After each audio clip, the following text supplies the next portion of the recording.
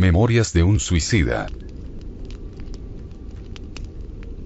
Capítulo 3. Hombre, conócete a ti mismo.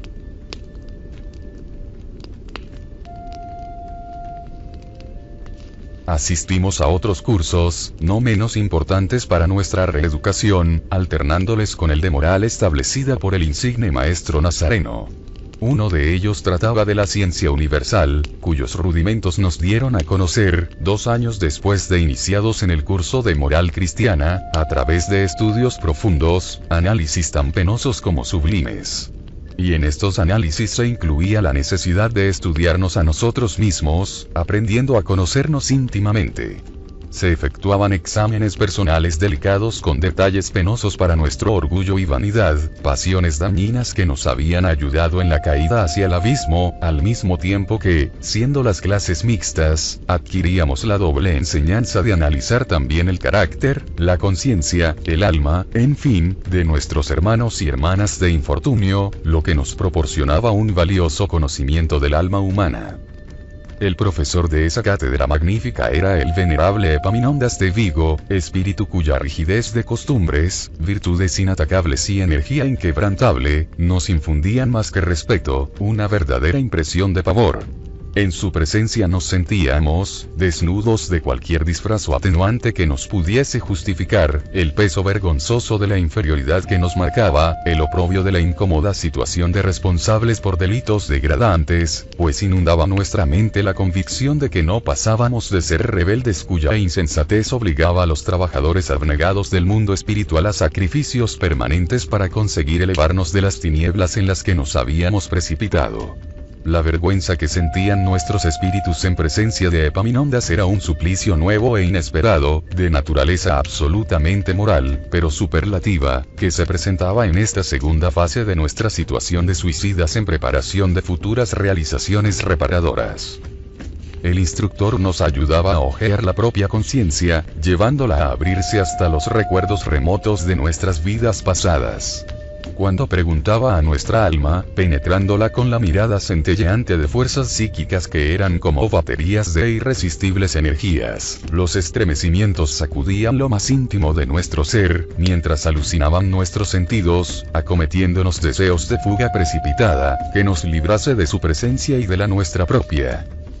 Mientras Aníbal de Silas, con la ternura consoladora del Evangelio, encendía en nuestro seno antorchas benéficas de confianza en el porvenir, aclarando nuestras vidas con las benditas posibilidades de redención, Epaminondas arrancaba lágrimas de nuestros corazones, renovaba angustias al obligarnos a estudiar en el inmenso libro del alma, arrastrándonos a estados de sufrimientos cuya intensidad y aterradora complejidad, absolutamente inconcebible a la mente humana, nos hacían alcanzar los límites de la locura. Por esa razón le temíamos, y éramos dominados por el temor y una angustia irreprimible al subir, diariamente, las escaleras de la academia para aprender con él los principios de la terrible disciplina exigida igualmente a los antiguos iniciados de las escuelas de filosofía y ciencias de Egipto y de la India. El reconocimiento de la inferioridad personal para el método de la elevación moral por la autoeducación. Pero esas clases eran tan necesarias para nuestro desarrollo psíquico como las de Aníbal. Eran realmente su continuación, como pasaremos a exponer más adelante.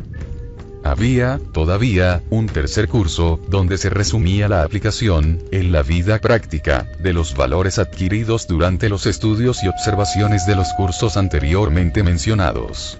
Sin embargo, en vez de instruirnos para una práctica profesional, como se diría en lenguaje terrestre, ese tercer curso, orientado hacia la práctica de la observancia de las leyes de la providencia, que habíamos infringido hacía siglos, tenía por mentor al profesor Souria Omar y se desarrollaba generalmente fuera del recinto de la escuela, preferentemente en la superficie terrestre y en los dominios inferiores de nuestro instituto. Los domingos reposábamos teniendo en cuenta que éramos seres cuyas facultades espirituales poco desarrolladas y perturbadas por el traumatismo vibratorio provocado por el suicidio, no permitían trabajos continuos, como veíamos ejercer a nuestros instructores, que jamás estaban ociosos. descansábamos, y hasta nos divertíamos, en reuniones fraternas efectuadas por las vigilantes o visitando, en viajes amistosos, otros departamentos de la colonia, inferiores al nuestro, volviendo a ver a viejos amigos y antiguos maestros, como Teócrito, y de esa forma, prestando solidaridad y alivio a hermanos más desdichados que nosotros, que se encontraban en aquellas dependencias conocidas. Nunca dejábamos totalmente, como vemos, de ejercer actividades. Aprendíamos y progresábamos en conocimientos obteniendo en las citadas reuniones, nociones de arte clásico trascendental, del que eran dignos exponentes no solo nuestros maestros, sino también otros que caritativamente nos visitaban, y hasta nuestras vigilantes, que ensayaban con ellos una nueva modalidad de servir a Dios y a la creación, o sea, utilizando lo bello, empleando la belleza. Pues conviene destacar que nuestros maestros, a pesar de ser científicos, también se revelaban como amantes de la estética, enamorados de la suprema belleza que se origina del sempiterno artista. Veamos, no obstante, en qué consistían las importantes y pavorosas clases del eminente preceptor Epaminondas de Vigo, que, como sabemos, fue maestro de iniciación en antiguas escuelas de la doctrina secreta, en la India y en Egipto. En uno de los encantadores palacios de la avenida académica se instalaba la Escuela de Ciencias de la Universidad del Barrio de la Esperanza. Majestuoso y severo en sus líneas arquitectónicas, al traspasar sus umbrales nos acometía la impresión de que allí se veneraba a Dios con todas las fuerzas de la razón, de la lógica y del conocimiento. Soplos de indefinibles convicciones agitaban nuestro ánimo, dándonos la intuición de nuestra propia pequeñez ante la sabiduría, mientras que fuertes emociones nos infundían un singular respeto por lo desconocido que allí encontraríamos, llevándonos a los límites del terror. Nos acordábamos entonces de Aníbal. Su recuerdo nos traía la imagen dulcísima del maestro de Nazaret, a quien en toda la colonia llamaban el maestro de los maestros, el magnífico rector de la espiritualidad. Eso nos aportaba valor y el convencimiento de que estábamos bajo su dependencia, refugiados en su redil y amados y protegidos por él. Idéntica en dimensiones a la sala donde se administraba la ciencia del Evangelio, el aula tenía la diferencia de ostentar el célebre precepto griego ornamentando en fulgores diamantinos en lo alto de la pantalla, que existía en todas las salas para la captación de las vibraciones del pensamiento. Hombre, conócete a ti mismo. Antes de una no menos célebre sentencia cristiana cuya profundidad todavía revolverá el mundo terrestre y sus sociedades, una especie de autorización del Verbo Divino para los trabajos que se desarrollaban bajo la invocación de sus leyes. Nadie entrará en el reino de Dios si no renace de nuevo. Era evidente que los educadores que nos dirigían subordinaban sus métodos a las normas establecidas por Jesús de Nazaret, al que inequívocamente demostraban venerar como orientador y jefe del movimiento no solo en nuestro favor, sino en el de toda la humanidad. No teníamos, pues, ninguna duda que se trataba de iniciados cristianos de elevada clase moral. Y si eran filósofos, científicos, investigadores, sociólogos y pedagogos, como más tarde tuvimos ocasión de comprobar, también estaba fuera de duda que era en la sublime escuela de moral y de fraternidad establecida por el Cristo de Dios donde extraían los modelos y métodos para ejercer, entre los hombres encarnados y los espíritus en tránsito, las elevadas aptitudes que poseían. Intrigados con todo lo que observábamos, nos acometían vértigos a veces al pensar sobre la realidad de la vida que encontrábamos en el más allá, cuando habíamos creído no existir más después que la última palada de tierra ocultase nuestro cuerpo inerte de la visión humana. Presintiendo acontecimientos importantes sobre nosotros mismos, oímos que el tintinear de una campanilla nos advertía, atrayendo nuestra atención. Un respetuoso silencio dominó el recinto. Se diría que todos los pensamientos se entrelazaban en la unión fraternal de sentimientos homogéneos, mientras ondas fluídicas de lo más alto bajaban en chorros de bendiciones esclarecedoras, protegiendo e inspirando los sacrosantos trabajos que se iban a realizar a continuación. Se levantó Epaminondas de Vigo y por primera vez oímos su voz. enérgica, positiva, intrépida, imperiosa, la palabra del nuevo maestro, que había afrontado en otro tiempo el suplicio de la hoguera por amor a los elevados ideales de la verdad, se extendió por el salón inmenso, vibrando bajo las bóvedas que nos abrigaban y reproduciéndose para siempre en la profundidad de nuestras almas, preparándonos para nuevas conquistas morales, mentales, intelectuales y espirituales. Delgado, modesto, venerable con su larga barba, que tenía una inmaculada blancura de luminosidades trascendentes, aquel anciano que nos presentaron 2 años antes, y a quien supusimos un tanto decrépito surgía ante nuestros ojos en actitud varonil, cual gigante de la oratoria, exponiendo las bases de una doctrina renovadora hasta entonces desconocida para nosotros, y cuyos fundamentos se asentaban en la ciencia universal. De entrada nos explicó que debíamos recibir, en primer lugar, las enseñanzas morales expuestas en los evangelios del Redentor, para que, al encanto de sus palabras, pudiéramos adquirir criterio suficiente para después alcanzar otros esclarecimientos que, sin conocimiento de la reeducación moral previa ofrecida por aquellos, resultarían no solo estériles sino hasta nulos o incluso perjudiciales. La moral divina del Maestro Jesús, saneando de algún modo nuestra mente y, por tanto, nuestro carácter, de la vileza que congestionaba nuestras facultades, había, en aquellos 2 años de aplicación incansable, predispuesto nuestro yo para recibir ahora la continuación del curso que nos capacitaría para, decisivamente, levantar nuestra moral. Por esa razón, ahora íbamos a entrar en contacto con él. Bajo su dirección haríamos un curso leve, rápido, o preparatorio, de ciencia universal, denominada, en los tiempos antiguos como doctrina secreta, que se enseñaba solo a mentalidades muy esclarecidas y fuertes, aptas, por tanto, por las virtudes de las que diesen pruebas, de penetrar los misterios de orden divino, que se conservan ocultos a las inteligencias vulgares, ociosas o presuntuosas.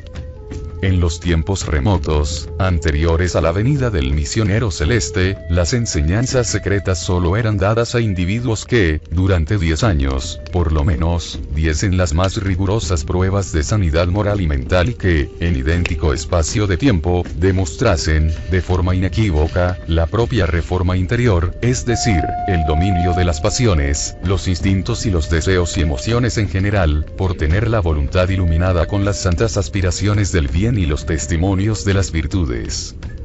Pero, con la bajada del maestro complaciente de las esferas de luz a las sombras de la Tierra y a las regiones astrales inferiores del mismo planeta, se popularizó la enseñanza secreta, porque su doctrina, una vez afirmada en el corazón de la criatura, la capacita para un entendimiento más amplio en el terreno científico-psíquico. La doctrina mesiánica trajo a la humanidad otros esclarecimientos, rechazados por los hombres, que expresaban los valores inmortales de la ciencia psíquica.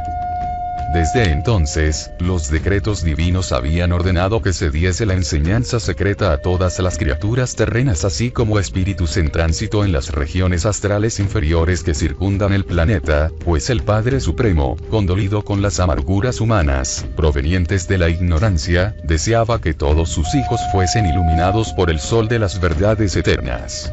Comenzaron entonces muchas luchas insanas ante el anuncio de la luz, con los detentores de las pasiones inferiores, una lucha dura y constante que se dilataba por casi 2000 años, y los trabajadores del Mesías habían utilizado todos los recursos posibles para instruir a los rebeldes en las verdades celestes, que se obstinaban en no aceptar.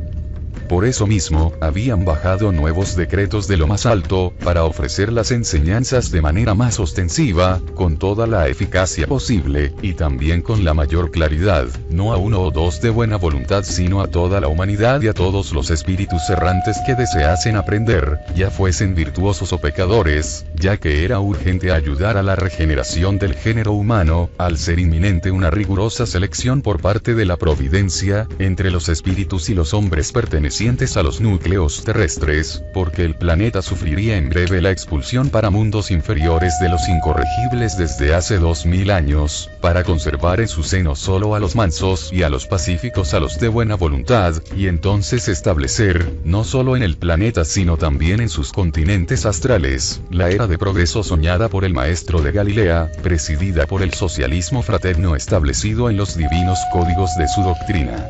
Leer 26 Mateo 5:5. Bienaventurados los que son mansos, porque ellos poseerán la tierra. Por eso mismo, recibiríamos también los rudimentos de la enseñanza secreta, solo rudimentos, suficientes para fortalecernos para la eficacia de la reparación que debíamos ante la ley, pues éramos aún muy frágiles, mentes traumatizadas por la violencia del acto que se había cometido en contra de la ley de la naturaleza y caracteres viciados por el abuso de siglos y siglos inmersos en el materialismo. La enseñanza sería gradual, de acuerdo con nuestras capacidades, por esa razón nos dividían en grupos homogéneos. La doctrina secreta en su plenitud solo la conocían el Señor Jesús de Nazaret, que era uno con Dios Padre, y sus arcángeles, grupos de auxiliares, o ministros, que eran unos con él. Esa enseñanza comenzaba en la tierra, en parcelas diminutas para los hombres inmersos en las sombras iniciales, y ascendía en progresión sin límites hasta lo infinito del seno divino.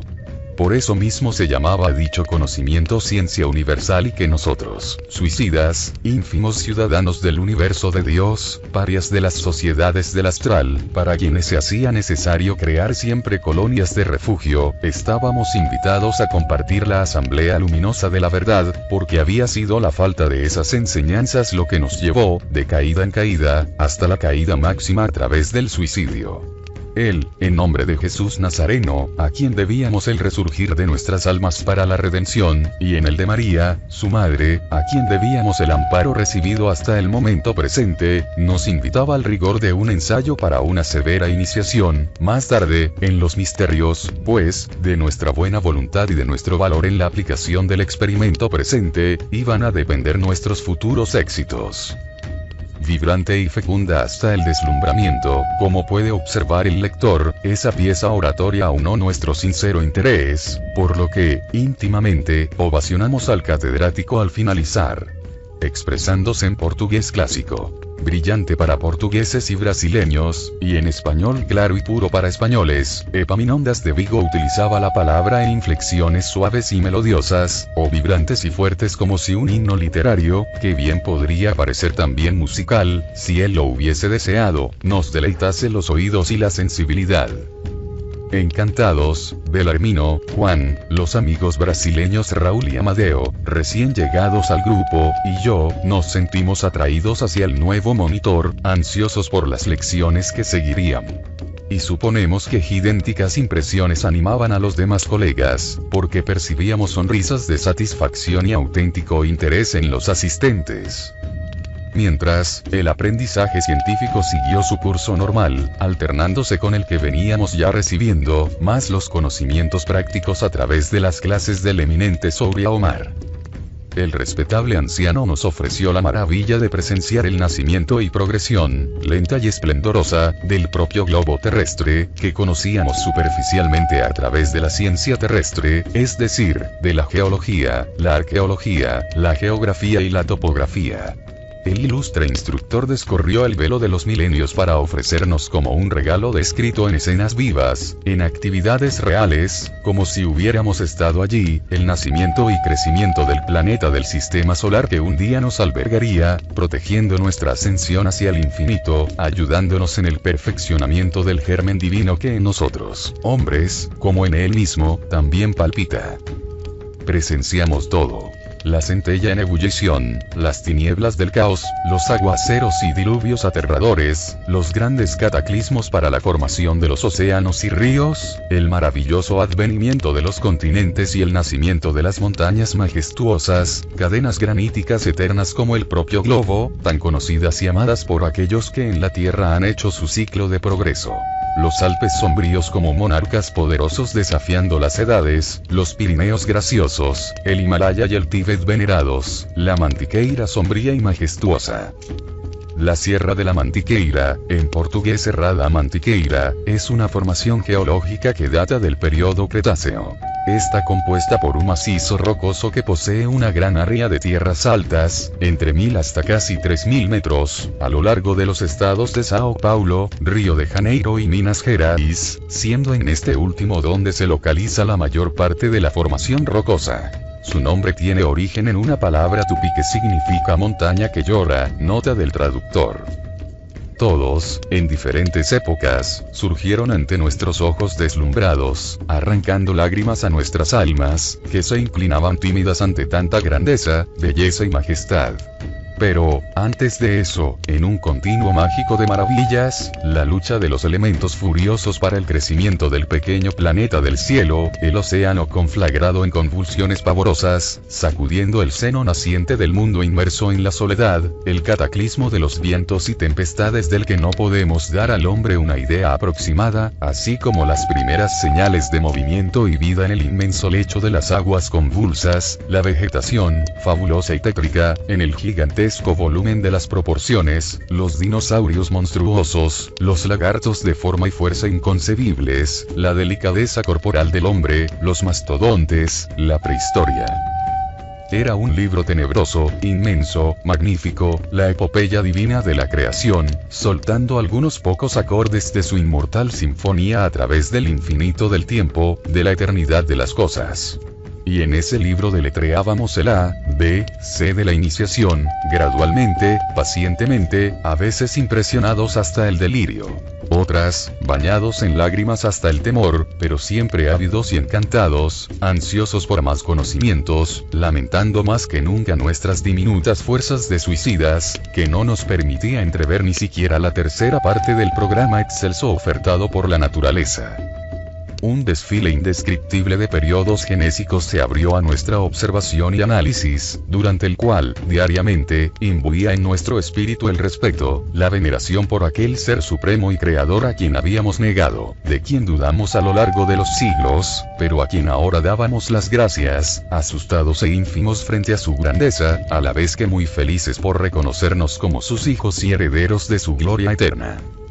Aquí, eran la flora y la fauna inmensas en la variedad de las especies, la geología rica de atracciones y encantos, poblando el seno del globo con la multiplicidad de los minerales, más allá, el infinito laboratorio del planeta, el océano con sus infusorios prodigiosos, sus infinitos depósitos de vida, de creación, de especies, de riqueza indudablemente divina, y todo a la mano del hombre, todo creado para él, pero que él desconoce, viviendo como vive, engañado en las tinieblas de la animalidad a través de los milenios, incapaz, por eso mismo, de tomar posesión de ese paraíso que el Señor ideó y creó para él con todo su amor infinito de Padre, con toda la fuerza de su mente poderosa de Supremo Creador. Y así surgió, en lecciones siempre seguidas y hábilmente secuenciadas, la edad del hombre, la división de las razas, la suprema gloria del planeta albergando, finalmente, la parcela divina que, un día, deberá reflejar la imagen y la semejanza de su creador. Durante largos años ininterrumpidos, diariamente deletreamos ese libro asombroso cuya intensidad y magnificencia nos solían causar vértigos, por lo que necesitábamos aspirar nuevas energías mentales al contacto de los clínicos encargados de nuestra vigilancia, siendo el mismo Epaminondas uno de los más dedicados a la causa de nuestro restablecimiento, y hoy, en la víspera de nuestra vuelta a la Tierra, que ahora conocemos desde su nacimiento, solo averiguamos que todavía nada pudimos aprender, que apenas deletreamos las primeras letras del plano físico terrestre. ¿De qué forma, sin embargo, podían Epaminondas y sus asistentes darnos esas clases, haciendo visible en el presente lo que los milenios devoraron en el pasado? ¿Cómo reflejar con tanta realidad, al punto de asustarnos, las edades primitivas del planeta y los periodos devastados por el tiempo? Es porque vivimos todos en plena eternidad, somos ciudadanos del infinito, y para la eternidad lo que existe es el momento presente, sin lapsos ni pasados. La eternidad vive dentro del presente, porque justamente es esta su particularidad. Epaminondas extraía de las ondas luminosas del éter invisible, es decir, de los archivos del infinito así como de los depósitos de la eternidad, el material para sus clases. Las imágenes que se eternizaron, retenidas en las ondas vibratorias del éter luminoso, la reproducción de lo que pasó en la Tierra desde su creación, guardada y fotografiada, impresa en las vibraciones de la luz como el paisaje en la fragilidad de una pompa de jabón, eran seleccionadas por los técnicos de la ciencia trascendente, captadas y transportadas hasta nuestro conocimiento a través de procesos y aparatos cuya sensibilidad y potencia magnética ya hoy el hombre no ignora totalmente. Epaminondas podía, al conversar con un igual, reportarse al pasado sin necesidad de aparatos. Pero nosotros, los necesitábamos, a menos que el abnegado monitor disminuyese todavía más sus propias posibilidades para hacerse comprensible, agrandándonos las nuestras a la vez en un tremendo esfuerzo, lo que no iba a hacer. Lo cierto era que un equipo de técnicos especialistas en el servicio y artistas de la palabra y de la sugestión, escudriñaban el éter con sus poderes de atracción científico trascendentes, en busca de lo que convenía, y lo reflejaba en la pantalla sensible a través de sugestiones poderosas, y todo con tal perfección que era como si asistiésemos realmente a todo cuanto veíamos. Ese proceso común y normal en el mundo invisible, esa forma de captación de la imagen y de los acontecimientos, llevará un día al hombre a la misma posibilidad, así como el conocimiento de los propios planos del astral intermedio. Solo es necesaria una única cosa para acelerar tal conquista de la ciencia para la humanidad: el dominio de la moral en sus sociedades y el imperio de la honradez. No puedo dejar de citar el sublime espectáculo de la armoniosa marcha de los astros, que nos enseñaron durante la prolongación de los mismos estudios, obedeciendo no ya a los procesos limitados a un recinto académico, y sí a viajes en pleno espacio, viajando a través del infinito, como universitarios en un curso práctico. Nuestras limitadas fuerzas, no nos permitieron la mágica contemplación de los mundos estelares en el conjunto sorprendente de su grandeza. Solamente como estímulo, nos dieron visiones más o menos aproximadas de esa esplendorosa grandeza, a través de diversos aparatos, apropiados para la percepción de la astronomía, en la que no profundizamos.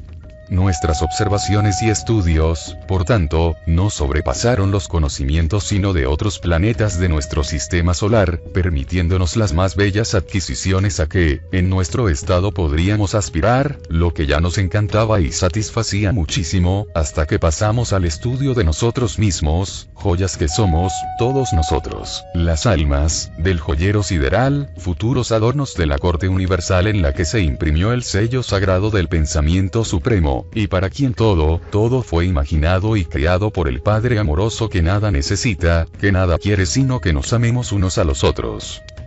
Nos explicó el maestro a lo largo del aprendizaje, la triple naturaleza humana, probando prácticamente su tesis con análisis llevados a averiguaciones en torno de nosotros mismos y de otros, lo que, a veces proporcionaban grandes sorpresas para nuestros preconceptos y orgullo.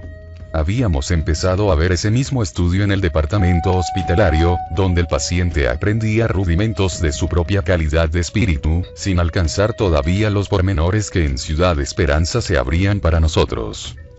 Expuso la realidad de las vidas sucesivas, sus leyes, sus consecuencias benéficas, su finalidad magistral, sublime, su inalienable necesidad para la gloriosa evolución del ser.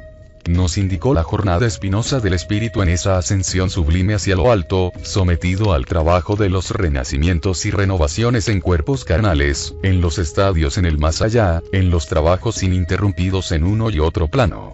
Veíamos abrirse, emocionados a través de esos estudios, los campos de la vida espiritual, que solo entonces comenzamos a comprender debidamente, pues su realidad, a veces amarga, derribaban viejas convicciones filosóficas, destruían arraigados preconceptos religiosos condescendientes y modificaban conceptos científicos que las tradiciones y también el orgullo ciego del fanatismo materialista habían enseñado y mantenido.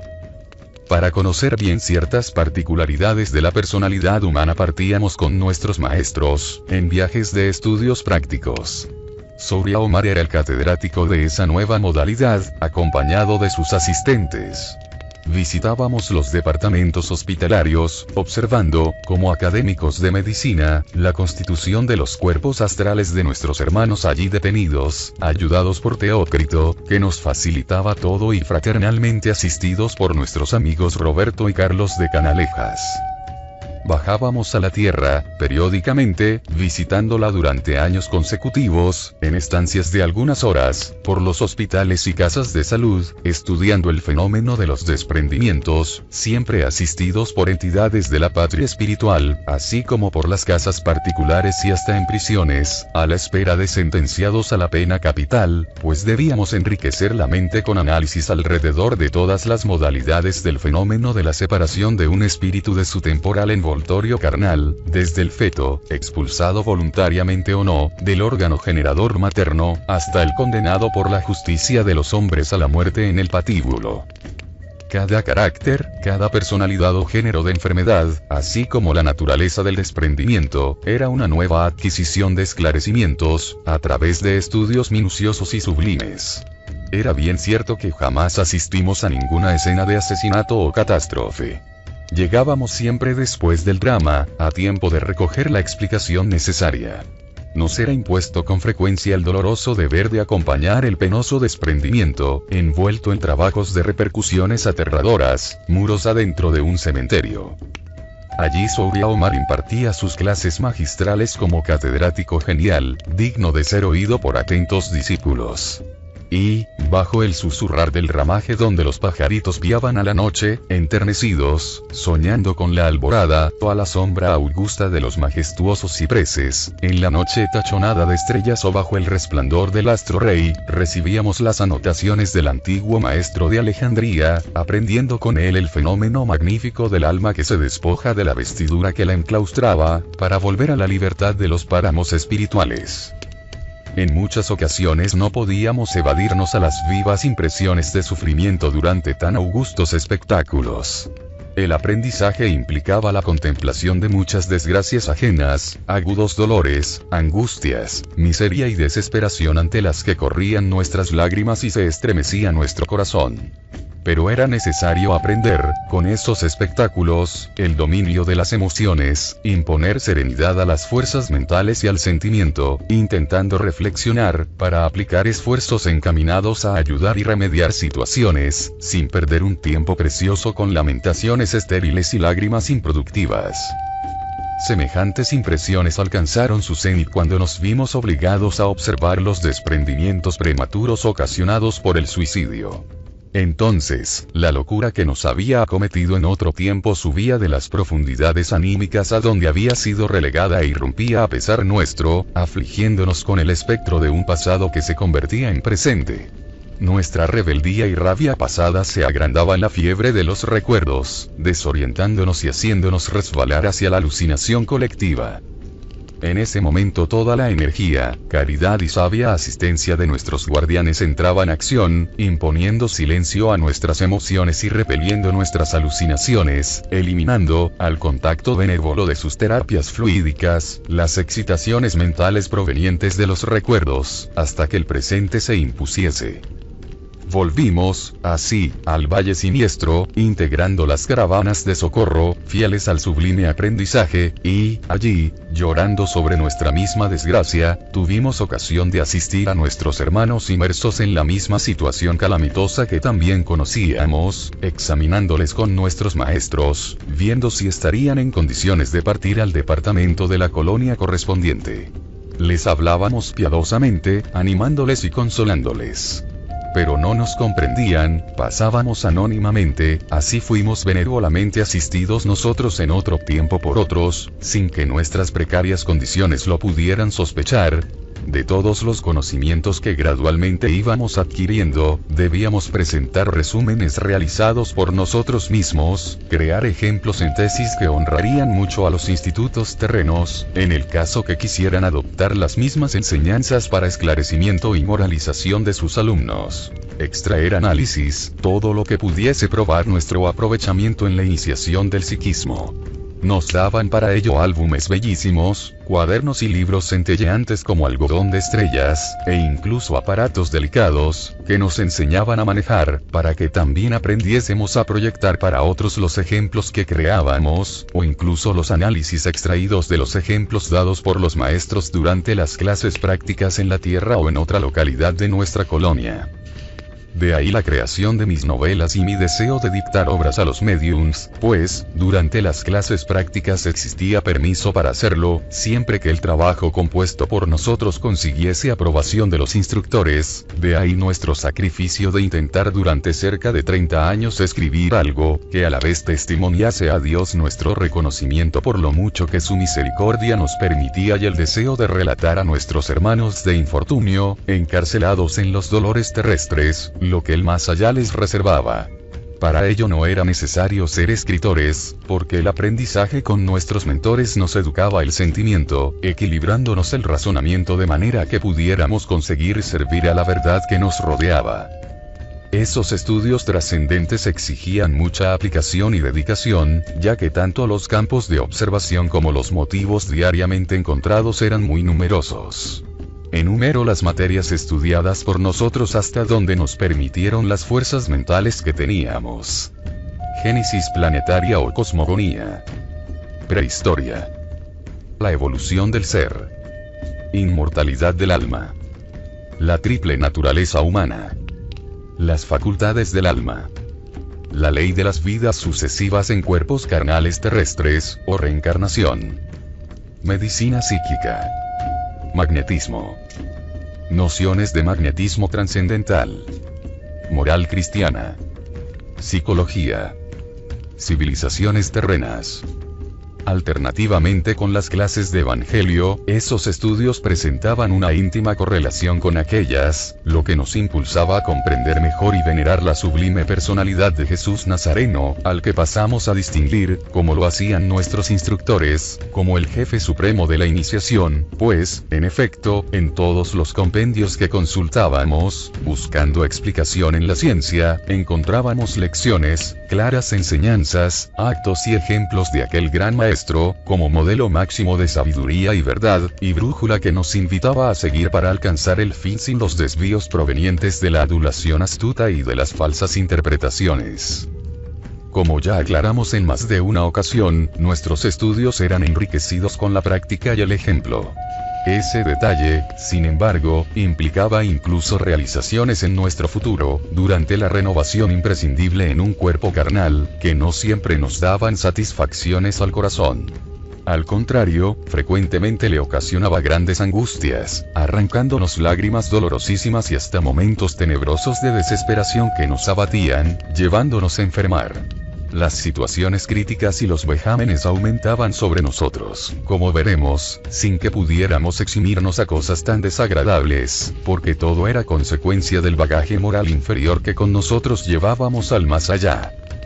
Después, en el primer día de clase, el venerable Epaminondas de Vigo lanzó una advertencia que nunca más se borraría de nuestras almas. Ninguna tentativa para la recuperación moral será eficiente si continuamos presos en la ignorancia de nosotros mismos.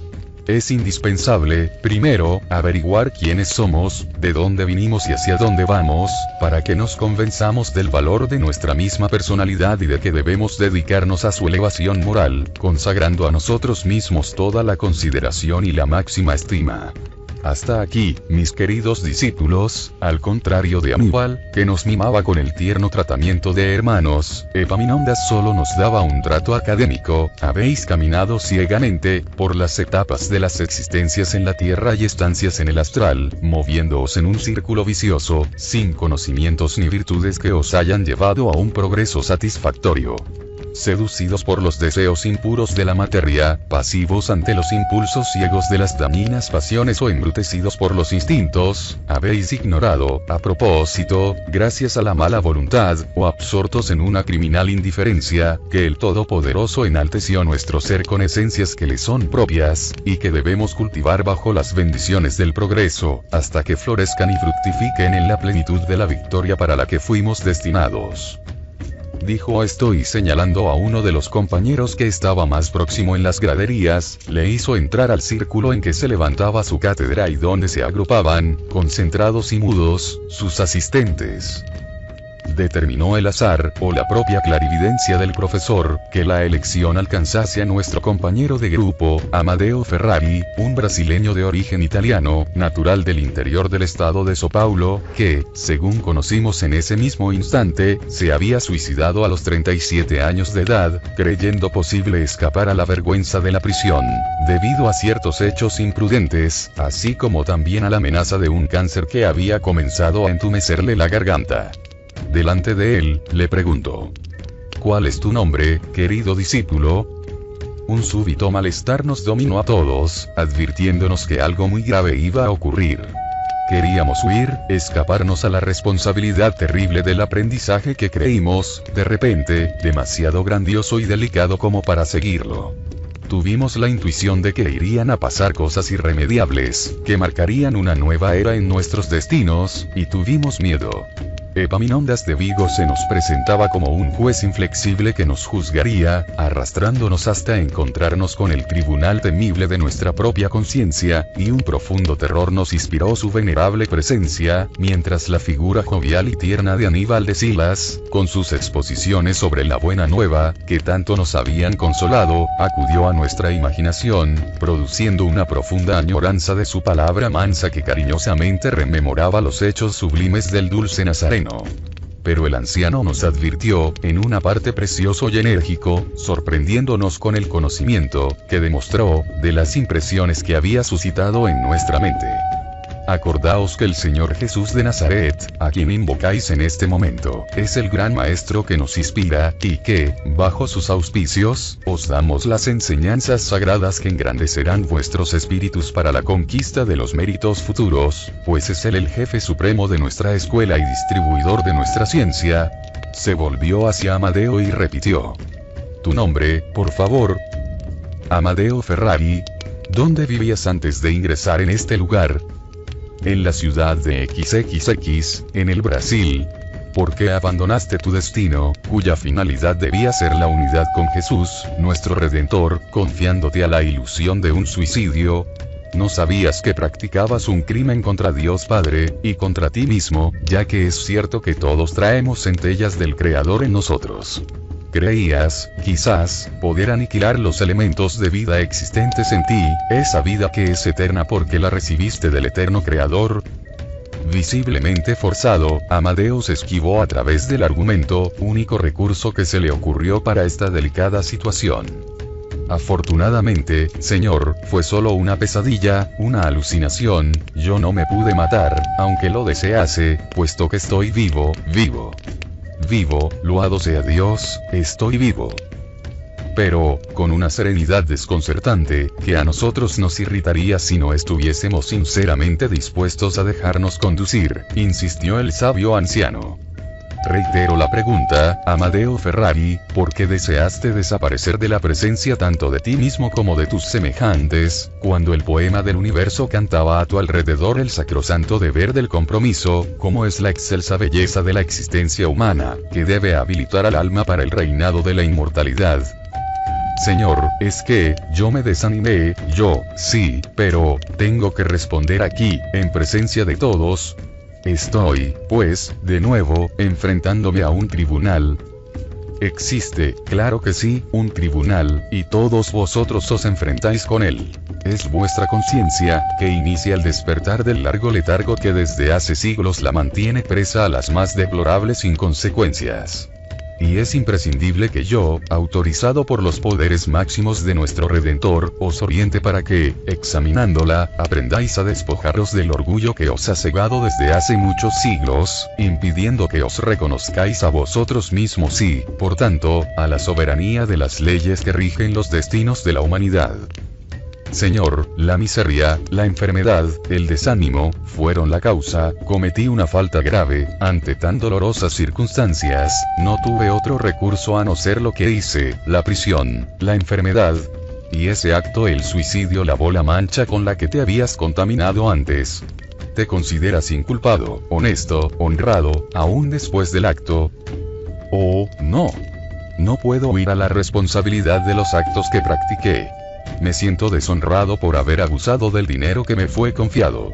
Aunque lo hiciese intentando recuperar la salud, pues la amenaza tenebrosa de un cáncer me desorientaba, justamente cuando estaba presto a realizar un matrimonio cuya expectativa era mi razón de ser, la cantidad era grande, yo era un empleado del banco, la prisión o la muerte, el cáncer, el robo, pues era robo, el ideal de mi amor desmoronado. Preferí el suicidio, sé que fueron grandes crímenes, pero me siento todavía confuso, a pesar de haberme esclarecido mucho, últimamente, porque fui colocado en tan desgraciadas circunstancias. La confusión es como un remolino en mi mente, tengo intuiciones pavorosas que me susurran un pasado del cual tengo pavor, oh Jesús de Nazaret. Misericordia. Tiemblo y vacilo, no comprendo bien. Pues vas a comprender, Amadeo Ferrari. Es imprescindible que lo comprendas. Llamó a 2 asistentes que aguardaban sus órdenes. Hicieron sentar al penitente ante una pantalla clara, colocándole una diadema idéntica a la usada por el maestro para las disertaciones. Había en el ambiente una sincera emoción religiosa. Sentíamos que un grandioso y sacrosanto misterio iba a revelarse en aquel momento, y contritos y temerosos aguardábamos, mientras benéficas influencias envolvían el momento sagrado que vivíamos. Epaminondas se volvió hacia la asamblea de discípulos y clamó: «Atended. La historia de este hermano vuestro es también la vuestra. Sus caídas no representan más que las caídas de la propia humanidad en luchas diarias con sus propias pasiones. Por la misma razón no debéis comentar lo que vais a presenciar, pero observad la lección que se os brinda como ejemplo, del que debéis extraer la moral necesaria para aplicarla en vosotros mismos, pues es útil recordar que sois todos almas decaídas a quienes la iniciación en principios de moral elevada y redentora trata de conducir a las puertas del deber». Se puso de manos cruzadas hacia el infinito, en actitud de oración y concentración fervorosa. Se le acercaron los asistentes, como para ayudarle mentalmente en sus intenciones. Una poderosa cadena fluídica se estableció, envolviéndonos a todos en fuertes ondas, que estábamos atentos y respetuosos. Hasta que, de pronto, resonó en tono enérgico una orden singular que no admitía réplica. Epaminondas de Vigo imponía a Amadeo Ferrari la vuelta al pasado, es decir, a un minucioso examen de conciencia pasando revista a los hechos de sus pasadas vidas en la tierra, para que comprendiese en toda su plenitud la razón de las circunstancias dolorosas en que se había visto colocado, circunstancias a las que no se había resignado y que, para resolverlas, se comprometió aún más con el suicidio. En sentido retrospectivo, pasando del suicidio al inicio de su existencia, de repente le encontramos en condiciones bien diferentes. Era verdad que estaban los motivos de aquella pobreza que desafió todos los esfuerzos para remediarla en una encarnación anterior, ya que Amadeo había sido obstinado en el trabajo y en la fuerza de voluntad contra aquel cáncer que le torturaba con sus garras invencibles, corroyéndole la lengua y la garganta lentamente, y de aquel repudio de amor que absorbió sus últimas fuerzas, quitándole el deseo de vivir. La cortina del presente se abrió, el primer velo de la conciencia fue suspendido para que, en el escenario de otra existencia terrena, se revelase un drama inmenso, drama que no alcanzó solo a una o dos personalidades, y sí a una colectividad, implicando realmente a toda una raza heroica y sufridora. Amadeo Ferrari se nos apareció descrito por su propia mente en el año 1840, como traficante de esclavos negros de Angola para el Brasil, tenía entonces nacionalidad portuguesa, y de ahí nuestra afinidad con él. En viajes reiterados, se enriquecía con aquel comercio abominable, no ahorrando esfuerzos ante la torpe ambición de volver millonario a la metrópoli, infligiendo martirios incontables a las personas que arrancaba de su patria para esclavizarles por parte de otros despreciables cómplices de las mismas alucinadas ambiciones. Con un instinto inhumano, se cebaba en el maltrato a los negros, ordenando azotarles por la más insignificante falta o incluso por ninguna, infligiéndoles castigos cuya crueldad gritaba a los cielos, tales como el hambre, la sed, la tortura y la separación de las familias, puesto que vendía, aquí a los hijos, más allá a la madre, más allá, al padre, que nunca más se encontrarían a no ser más tarde, en el más allá, muriendo muchos de estos desgraciados atacados por la nostalgia y por la añoranza de los seres amados. Cierta vez, en su hacienda, humilló a una esclava negra adolescente. Y porque el desventurado padre de la desgraciada, un viejo esclavo de 60 años, que en un momento de suprema desesperación, loco de dolor, ante el cadáver de su hija que buscó en su propia muerte encubrir la vergüenza de que se sentía poseída, le gritase su vil procedimiento, acusándole del suicidio de la joven, mandó que feroces capataces quemasen la lengua del viejo esclavo con un hierro al rojo vivo, hasta verle caer exánime, en las convulsiones de la agonía. Ahora, mientras nos esclarecíamos con la majestuosa lección, Amadeo se reconocía tal como era. Portador de pasiones inferiores, múltiples defectos, grandes desmerecimientos, y se debatía violentamente, presa de convulsiones indescriptibles, acobardado frente al tormento que le infligía la conciencia, desorientada en la tortura de los remordimientos. «Apiadaos de mí, Señor», gritaba con expresiones de dolor y arrepentimiento, repitiendo en presencia de la numerosa asamblea la súplica vehemente que había producido la existencia expiatoria que, al final, interrumpió criminalmente, enredado en complejos desconcertantes. «¡Qué desgraciado y miserable que soy! Dejad que vuelva otra vez al cuerpo y vea mi propia lengua, la boca y la garganta desaparecer bajo cualquier maleficio, reducidas al punto que reduje las del desventurado esclavo Felicio. Dadme la miseria, Señor. Quiero sufrir el suplicio del hambre y de la sed, y que ni siquiera pueda hablar para quejarme. Que se aparten de mí todos con asco, dejándome limpiar solo esta mancha infamante que me humilla ante mí mismo». El noble orientador, sin embargo, le impuso silencio, a través de fluidos apaciguadores. Después nos dijo, como respondiendo: «Es inevitable tu retorno a las reencarnaciones expiatorias, Amadeo Ferrari, ya que esa es la ocasión bendita para la remisión de las culpas. De nuevo la pobreza, el cáncer, el perjurio, agravados, ahora, con los males acumulados por el suicidio, ya que no quisiste someterte debidamente, pero es imprescindible que no te hagas ilusiones. Será necesaria más de una encarnación expiatoria para reparar las acciones que hemos visto». La lección continuaba desarrollándose, viniendo su remate a asustarnos todavía más. Una vez muerto el viejo esclavo, pasaron los años. El gran señor lo olvidó, como todo, absorto en la agitación de la buena suerte, volvió a Europa, feliz, habiéndose enriquecido a costa del trabajo honesto, bien visto y considerado por la gran riqueza que trajo de Brasil. Pero y un día murió.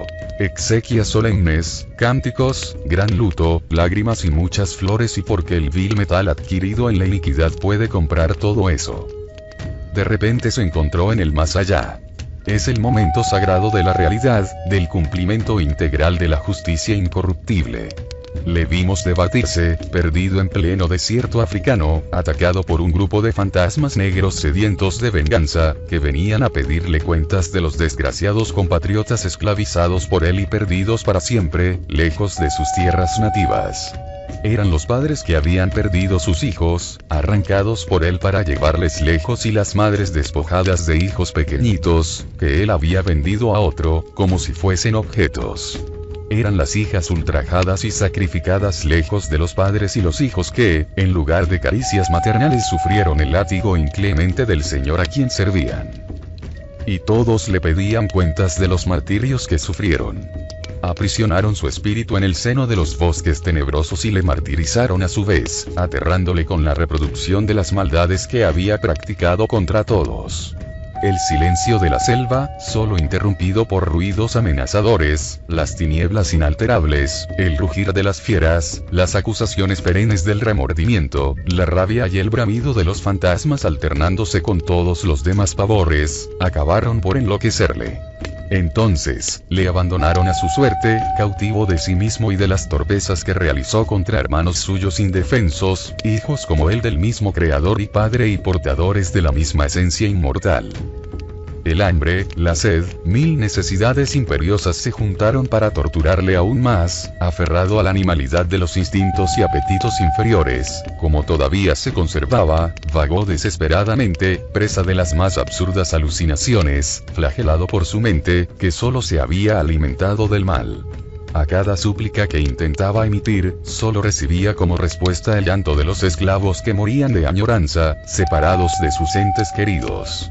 Si un grito de misericordia se le escapaba en la incertidumbre de la demencia, venía el estallido del látigo sobre la desnuda espalda de los negros cautivos de la hacienda, sobre el busto profanado de las desgraciadas cautivas que amamantaron a sus hijos, criándoles con amor mientras los de ellas mismas eran relegados al hambre y al maltrato. A un sollozo de remordimiento respondía el lamento de agonía de alguien que sucumbía atado al poste del tormento o el grito postrero de aquellos que, ingenuos, sufridores, desgraciados, se tiraban al barranco o a la corriente de los ríos, impulsados por el terror al trato que recibían. Se alejaba entonces en loca carrera a través de los matorrales salvajes, presa de la más perturbadora demencia espiritual. Pero, a cualquier sitio que fuese, entre el ramaje del majestuoso bosque o en pantanos movedizos, en el espinoso suelo que pisaba, en cualquier lugar encontraba a sus víctimas llorando, agonizantes, desesperadas. Hasta que, cierta noche en que se sentía exhausto, en pleno terror, y después de muchos años, en una alameda que repentinamente se abrió ante él, vio al esclavo Felicio caminando a su encuentro, trayendo una antorcha mágica, que iluminaba el tenebroso camino, permitiéndole orientarse. Felicio venía lentamente, sereno, grave, no más torturado por el hierro ardiente, compasivo, extendiéndole la mano e intentando levantarlo. «Salga de ahí, mi señor, levántese, vámonos». Él acompañó a Felicio, y a través de la continuación del intenso drama vimos que el viejo esclavo había perdonado a su verdugo e intercedió por él ante la divina complacencia, y se fue a conseguir liberarle de las garras de los que no le habían perdonado.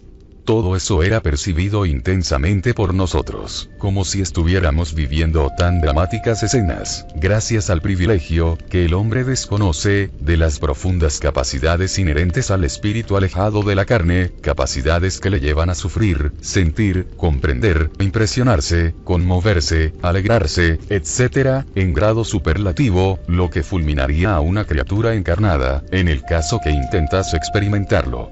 Mientras se desarrollaba el drama, el maestro emitía conceptos, elevando la moral de los personajes presentados, enseñando con sabiduría la tesis magnífica a la luz de la ciencia sagrada en la que nos iniciábamos. Y añadió, severo, rematando la serie de pequeños discursos que el pasado espiritual de Amadeo había provocado, vibrante, con la voz enérgica que también traducía el carácter inquebrantable del que afrontó el suplicio del fuego por amor a la verdad. La sociedad brasileña, queridos discípulos, sufre hoy y sufrirá todavía, por un espacio de tiempo que estará a su alcance dilatar o acortar, las consecuencias de las iniquidades que en pleno dominio de la era cristiana permitieron que fuesen cometidas en su seno. Me refiero, como bien sabéis, a la esclavitud de seres humanos, tratados por esa sociedad con mayor rigor que a los animales inferiores, para conseguir posesiones y riquezas que les permitiesen el gozo y el imperio de las pasiones. Al no ser un crimen individual y sí colectivo, será la colectividad la que expiará y reparará el gran oprobio, el gran martirio infligido a una raza carente del amparo fraternal de la civilización cristiana, para que, a su vez, también se beneficiase de las bondades de la educación ofrecida a través de la buena nueva del reino de Dios. Bajo los cielos señalados por el símbolo augusto de la iniciación como el del cristianismo, la cruz, resuenan todavía, repercutiendo angustiosamente en la espiritualidad, los gritos angustiosos de millares de corazones torturados que durante el paso de los decenios sufrieron a causa de la infamia de la que eran víctimas. No han dejado de repercutir todavía en las ondas delicadas del éter, donde se asientan las esferas de protección de las sociedades humanas, los rumores trágicos del látigo temible de los capataces diabólicos, azotando a hombres y mujeres indefensos, cuyas lágrimas, recogidas una a una por la incorruptible justicia del Todopoderoso, han sido esparcidas, por ley, sobre esa misma colectividad criminal, para que, a su vez, las absorba en luchas posteriores, purificándose de las maldades e infamias practicadas.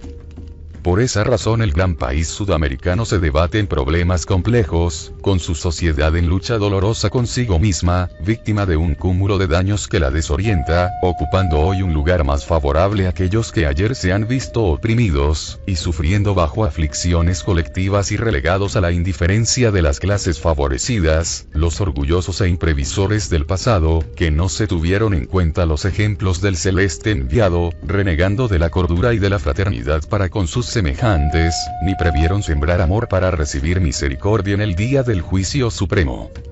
Y así proseguirán hasta que la voz celeste de los misioneros del Señor les oriente para una finalidad apaciguadora, en el trabajo sublime de la reconciliación individual por amor a Cristo. Vosotros, discípulos que presenciáis los dramas antiguo y moderno vividos por Amadeo Ferrari y que presenciasteis su pasado como su presente, rematado por un suicidio, del que ha de dar igualmente cuentas al Señor de las vidas y de las cosas. Sabed que entre los esclavos que, bajo los cielos de Brasil lloraron, agotados por el trabajo excesivo, hambrientos, rotos, enfermos, tristes, anhelantes, desesperados ante la opresión, la fatiga, la maldad, no todos traían las características íntimas de la inferioridad, como muchas veces ha sido comprobado por testigos idóneos. No todos presentaban caracteres primitivos. Grandes grupos de romanos ilustres, del imperio de los Césares, de patricios orgullosos, de guerreros altivos, autoridades de las huestes de Diocleciano, de Adriano y Magencio, dolorosamente arrepentidas de las monstruosas series de arbitrariedades cometidas en nombre de la fuerza y del poder contra pacíficos adeptos del Cordero Inmaculado, pidieron reencarnar en el África infeliz y desolada, para demostrar nuevos propósitos al contacto de expiaciones decisivas, fustigando, así, el desmedido orgullo que la raza poderosa de los romanos había adquirido con las mentirosas glorias del exterminio de la dignidad y de los derechos ajenos. Suplicaron, siempre valientes y fuertes, nuevas conquistas, pero ahora, en las luchas contra sí mismos y en el combate al orgullo dañino que les perdió en otro tiempo. Suplicaron por tener un disfraz carnal como armadura redentora, en cuerpos negros de pueblos que iban a ser sometidos y esclavizados, sin facilitar sus posibilidades de reacción, y enarbolando en sus conciencias la blanca bandera de la paz, concedida por la reparación del mal. Y los antiguos conquistadores de tantos pueblos y tantas generaciones dignas, los inhumanos señores del mundo terrestre, que reían mientras gemían los oprimidos y que se alegraban y mofaban del martirio y la sangre inocente de los cristianos, limpiaron bajo el cautiverio de los africanos la mancha que ensuciaba su espíritu. De ahí, mis queridos discípulos, la dulce y sublime resignación de esa raza africana, digna por todos los motivos de nuestra admiración y de nuestro respeto, la pasividad heroica que no siempre se basó en la ignorancia y en la incapacidad oriunda de un estado inferior, sino en el deseo ardiente y sublime de la propia rehabilitación espiritual. Y sabed además que el esclavo Felicio, que acabáis de ver como símbolo entre todos, redimido de una serie de culpas calamitosas, como tantos otros, cuando vivió ejerció autoridad bajo las órdenes de Adriano, volvió a Roma en espíritu, al terminar su compromiso entre los de la raza africana, retornando a Italia y griega. Un murmullo de sorpresa sacudió a los atemorizados asistentes al ver que Amadeo Ferrari caía de rodillas, dejando escapar un grito que no supimos si era de sorpresa, de horror, alegría, vergüenza o de otro cualquier sentimiento indefinible, solo experimentado por entidades en sus deplorables condiciones, mientras que un llanto violento le sacudía con gran agitación. A una señal de Epaminondas se abrió una puerta lateral silenciosamente y apareció Felicio, sereno y grave, dirigiéndose hacia su antiguo señor de otras vidas. Amadeo le contemplaba aterrado, al conocer el pasado de su espíritu, pero, lentamente, Felicio se transformó bajo el poder de la voluntad, que actúa fácilmente sobre el periespíritu, y se dejó ver ahora, en la actual persona de Rómulo Ferrari, el padre de Amadeo. Volviendo al entorno que le correspondía, Felicio reencarnó allí para proseguir en la peregrinación para la redención completa, bajo los auspicios de aquel dulce nazareno a quien había perseguido en tiempos de Adriano, en la persona de sus adeptos. Efectuó una nueva fase de progreso bajo otro nombre. Emigró, aún joven, al Brasil, llevado por un fuerte sentimiento de atracción, formando allí su familia y consintiendo piadosamente en servir de padre para su antiguo verdugo. Ahora, seguiría ayudándole a expulsar de la conciencia una nueva infracción, la del suicidio. Cuando, pensativos y silenciosos, dejamos la sala, donde nos habían desvelado tan sublime misterio con la primera lección, repercutía en lo más íntimo de nuestra alma esta profunda, inenarrable impresión. Oh, Dios de misericordia. Bendito seas por habernos concedido la ley de la reencarnación.